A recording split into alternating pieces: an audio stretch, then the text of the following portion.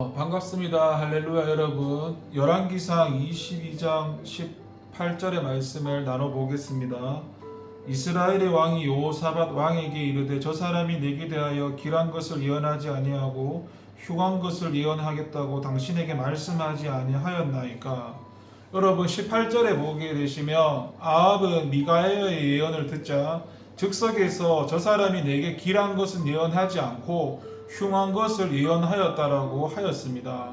그는 미가야가 목자 없는 양이라는 표현을 사용하자 그것이 자신의 병고에 대한 예언임을 알고 흉하다고 말하면서 몹시 분노했던 것입니다.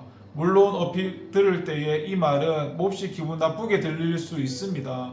하지만 여러분, 그는 전쟁에 나갈 수도 있고 나가지 않을 수도 있습니다. 따라서 만일 그가 미가야의 예언을 진실한 것으로 받아들여 자신의 계획을 철회한다면 오히려 그 예언이야말로 자신의 생명을 구해줄 더할 나위 없는 고마운 예언이 아닐 수 없습니다. 그럼에도 그는 평소에 자신이 저질렀던 악행에 대해 책망하는 하나님과 그 종들을 원수로 생각했습니다. 그리고 이러한 적개심으로 눈이 어두워진 그는 미가야의 예언을 고마워하기는커녕 흉하다고 몰아붙이면서 분노를 터뜨렸습니다. 그래서 미가야에게 겸손한 자세로 구원의 길을 묻는 대신에 오히려 그를 옥에 가두고 전쟁터로 떠났다가 결국 시체로 돌아오고 말았습니다.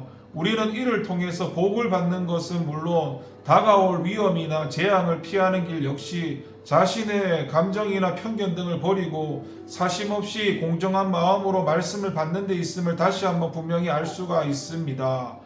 그런데 사실 이는 결코 쉬운 일이 아닙니다. 왜냐하면 우리 인간들은 공정하고 객관적인 자세보다는 상황 또는 자신의 감정이나 선입견을 앞세우는 경우가 훨씬 더 많기 때문입니다. 그래서 신앙심 깊은 성도들조차 때로는 이러한 눈으로 말씀을 봄으로써 오히려 말씀의 진리를 왜곡해서 받아들이곤 합니다. 그래서 일찍이 어느 목사님은 복음서의 말씀으로 인해서 오히려 시험에 든 어느 성도를 설득한다고 많은 고생을 했다라고 이야기를 하기도 했습니다.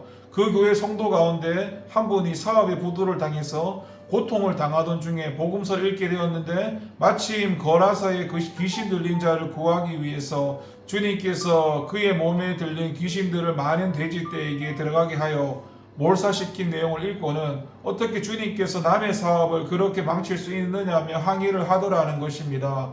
하지만 여러분, 우리 주님께서는 당신의 백성들로 하여금 생명과 함께 모든 것을 풍성히 얻도록 하기 위해 이 땅에 오신 분이지 결코 남의 사업을 망치려고 오신 분이 아닙니다. 더구나 우리 주님은 베드로에서 베드로를 통해 알 수 있듯이 당신의 종들에게 잠시 무엇을 빌려 쓰셔도 그 이상을 갚으실 만큼 은혜로우신 분이십니다. 그렇기에 복음서의 그 말씀 속에서 보잘것없는 인간일지라도 그토록 크신 사랑으로 구원하신 은혜는 제쳐두고 단지 돼지떼의 죽음만을 보는 것은 복음의 진리를 망각하는 엄청난 실수가 아닐 수 없습니다. 그래서 여러분, 오늘 우리는 아합처럼 자신의 잘못된 감정이나 선입견을 앞세워서 말씀의 진리를 왜곡하여 받아들일 것이 아니라 항상 공정하고 사심없는 마음으로 말씀 앞에 서야 할 것입니다. 더 나아가 세상 모든 사람은 거짓될지라도 오직 우리 하나님은 참되시다는 고백과 함께 어떤 말씀이든지 겸손히 받아들여야 할 것입니다. 그래서 언제든지 먼저 말씀대로 살고 받은 명령과 인도의 성실이 따르므로